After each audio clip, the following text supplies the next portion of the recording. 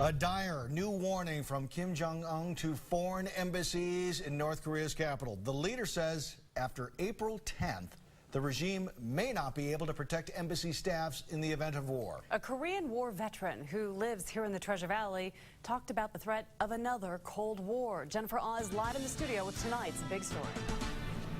Michelle, Dawn, veteran Chauncey Reese, who served in the Korean War back in February of 1951, told us if there is another Korean War, he expects there will be a steep price to pay. However, on the other hand, it could save the future of the North Korean people who are currently living in poverty.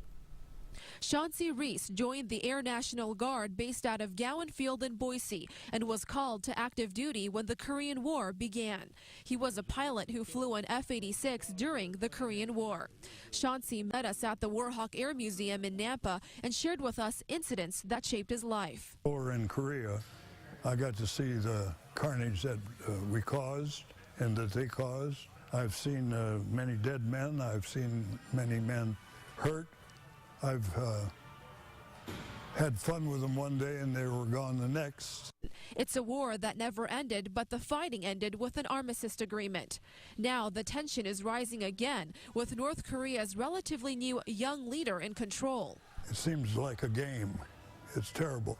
He does not understand war. He doesn't understand his own economy. His people are starving, and he has an army which he thinks is big enough to conquer the world, and he is sadly mistaken. South Korea's Samsung is one of the largest consumer electronics company, along with LG. Chauncey says if the war resumes, it would hurt the global economy, hitting South Korea the hardest. He recalled how the Korean War affected the capital of South Korea 60 years ago.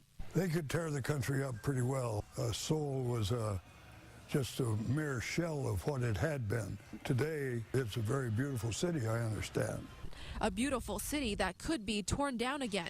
However, Chauncey says it could be a new beginning for the people of North Korea, who are currently living in poverty and without human rights. To get in a fight with the United States and lose the conflict and have them rebuild you better than before.